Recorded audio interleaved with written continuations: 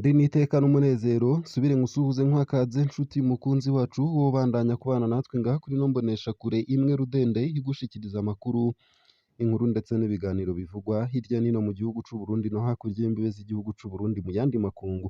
Ndaguhaye kaze, ndaguhaye mwiriwe neza cange mwaramutse bivanye n'aho udukurikira uherereye kuri uwu munsi wa kabiri igenekerezo rya 20 Ruhuma 2024. Ico utegerezwa gusa ni ukubandanya kumwe natwe. Ano makuru rero harabafatiye ku ngingo nkuru zikurikira. Leonce Ngendakumana avuga ko Grace Daniel Ndabirabe ari mu banyuruje amafaranga yari agenewe kurwanya ikiza COVID-19. Uwahoze arongoye inama nshingamateka y'u Burundi Leonce Ngendakumana avuga ko biteye isoni kumva umukuru w'inama nshingamateka Grace Daniel Ndabirabe hamwe n'umushikiranganji ajejwe ikigega ca leta bifatira mu gahanga abashingamateka bari kubaza irengero ry'amafaranga yari agenewe kurwanya ikiza COVID-19.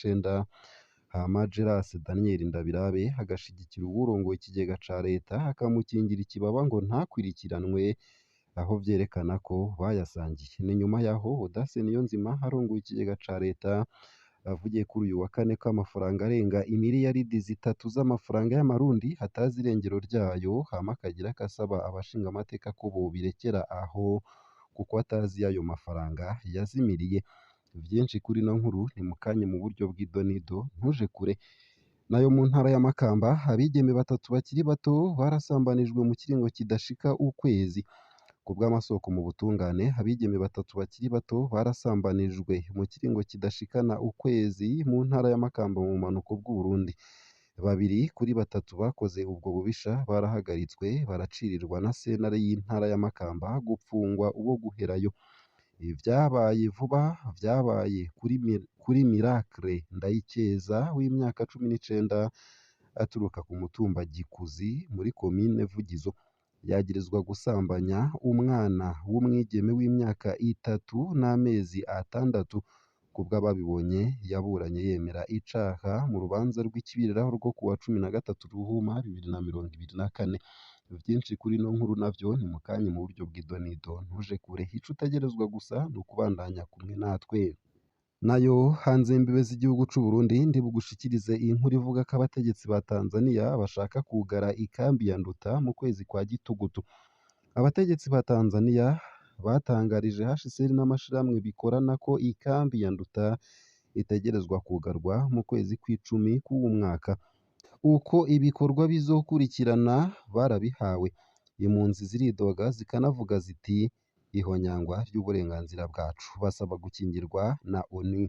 Vyinshi navyo ni mukanye mu buryo bw'idonido ntuje kure. Ico utegerezwa gusa ni ukumanuka munsi y'ino video hama ugafyona imbere y'ijambo Isange TV, araba handitse ijambo s'abonner canke subscribe, urafyondako hama udushikirije intererano yawe yo kuja turakuronsa amakuru ibiganiro kumwe n'inkuru tubandanya gushikiriza. Ntanguye ano makuru ku buryo buramvuye, womenya ko Leonce Ngendakumana avuga ko Grace Ndabirabe ari mu banyuruje amafaranga yari agenewe kurwanya ikiza COVID-19. Uwahoze arongoye inama nshingamateka y'u Burundi Leonce Ngendakumana avuga ko biteye isoni kumva umukuru w'inama nshingamateka Grace Ndabirabe hamwe n'umushikiranganji ajejwe ikigega ca leta bifatira mu gahanga abashingamateka bari kubaza irengero ry'amafaranga yari agenewe kurwanya ikiza COVID-19.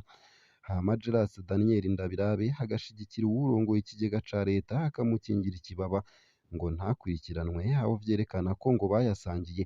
Ni nyuma yaho Audace Niyonzima arongoye ikigega ca leta avugiye kuri uwu wa kane ko amafaranga arenga imiliyaridi zitatu z'amafaranga y'amarundi atazi irengero ryayo, hama akagira akasaba abashingamateka ko bobirekera aho kuko atazi ayo mafaranga yazimiriye.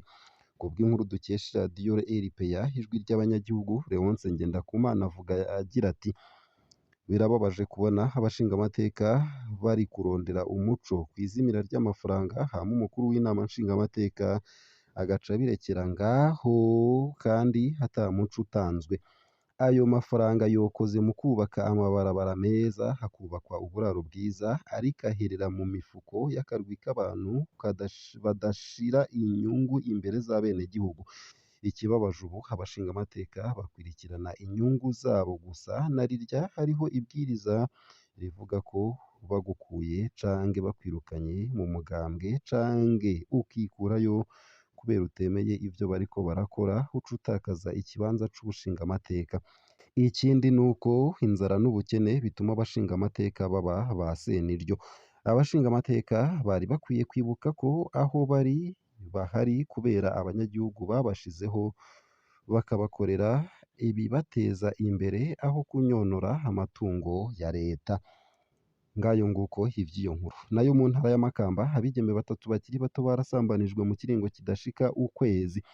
Ku bw'amasoko mu butungane abigeme batatu bakiri bato barasambanijwe mu kiringo kidashikana ukwezi mu ntara ya Makamba mu bumanuko bw'Uburundi. Babiri kuri batatu bakoze ubwo bubisha barahagaritswe baracirirwa na sentare y'intara ya Makamba gupfungwa uwo guherayo. Ivyabaye vuba vyabaye kuri Miracle Ndayikeza w'imyaka 19 aturuka ku mutumba Gikuzi muri komine Vugizo yagirizwa gusambanya umwana w'umwigeme w'imyaka 3 n'amezi 6. Ku bw'ababibonye yaburanye yemera icaha mu rubanza rw'ikibiriraho rwo kuwa 13 Ruhuma 2024.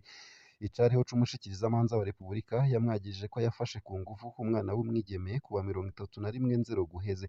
Ntiyahakanye ivyo yagirizwa. Inyuma y'umwiherero sentare yaciriye Miracle Ndayikeza gupfungwa ubuzima bwiwe bwose, kwakwa uburenganzira bwo kwitwa umunyagihugu no kwerekanwa ku mugaragaro.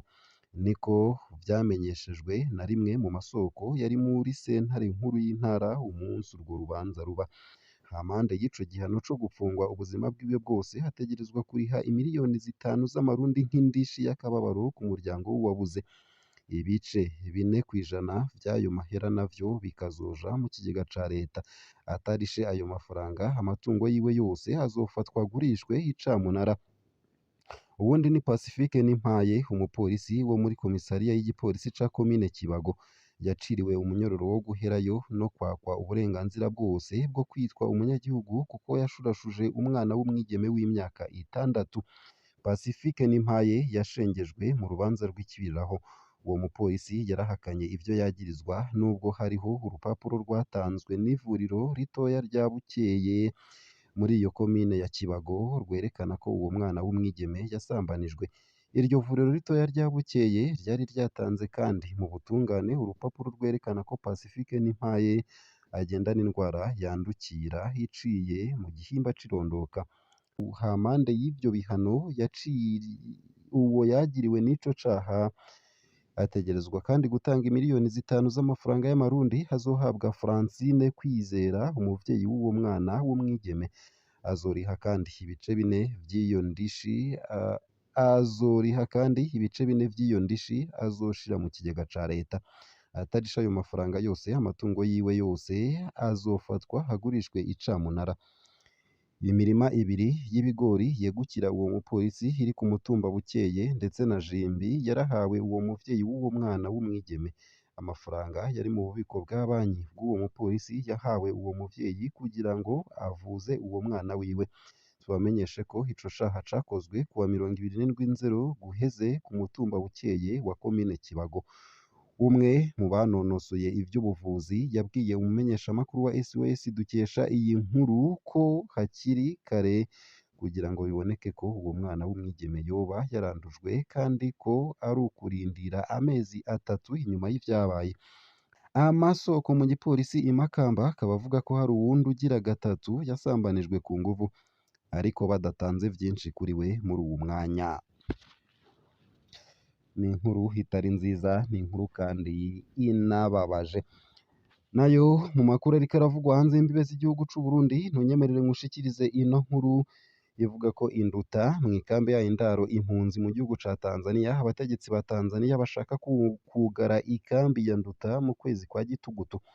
Abategetsi ba Tanzania batangarije HCR n'amashirahamwe bikorana ko ikambi ya Nduta itegerezwa kugarwa mu kwezi kw'icumi k'uwu mwaka. Uko ibikorwa bizokurikirana barabihawe. Impunzi ziridoga zikanavuga ziti niho nyangwa ry'uburenganzira bwacu. Basaba gukingirwa na ONU.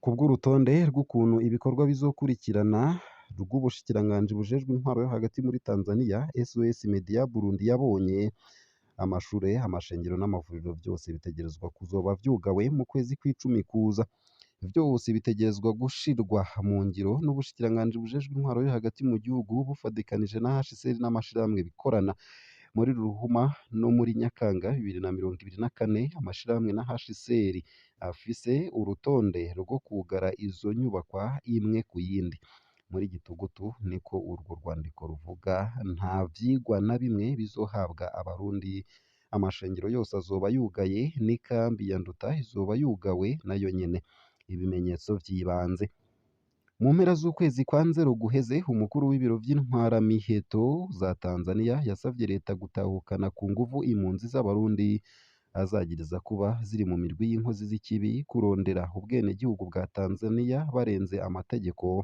no kuronka ubuzi mu mashirahamwe ya leta biciye mu mayira atariyo ku bwa General Jacob John Nkunda Tanzania yakiriye mu mwaka umwe gusa w'ibihumbi 2023 abarenga ibihumbi 138 basaba ubuhungiro baje mu gihugu cacu kudurumbanya umutekano no kurondera ubuzima bwiza gusa kubwiwe abo barundi abanyarwanda ndetse n'abanyekongo bategerezwa gusubira iwabo umukuru w'igihugu ca Tanzania yari muri iyo nama y'abajejwe igisata c'umutekano kuwa 22 Nzero mu gisagara ca Dar es Salaam yavuze ko ashigikiye izo ntambwe yaranababajwe nuko HCR yatakaje inguvu yemeza ati turiko turiga turabe uko twotahukana izo mpunzi Samia Suluhu Hassan yemeje kandi ati ico gikorwa gikomeye twagikoranye n'igisata ca ONU kijejwe impunzi ariko ku vy'ukuri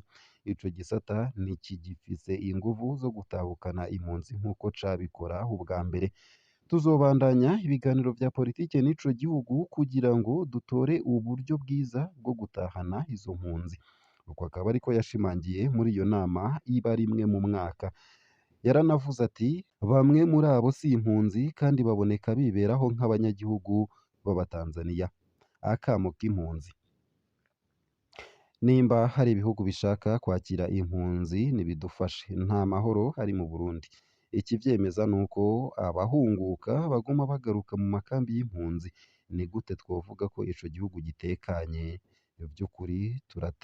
vy'ukuri turatabaje dusaba ko ONU idukingira umutekano wacu ONU nize idufashe ONU nive mu gacerere kuko ni umuvyeyi wacu uko akaba ariko vyitogwa n'umuvyeyi wo mu ikambi ya Nduta